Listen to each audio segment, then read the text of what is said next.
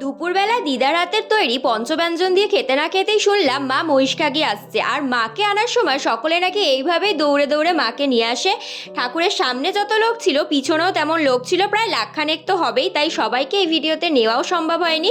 এখন যে মাকে তিন পাক ঘোরানো হচ্ছে ইনি হলেন সাধনা কালী, আর এই ভিডিওটা আমার কালী পুজো কার্নিভালের সেকেন্ড পার্ট।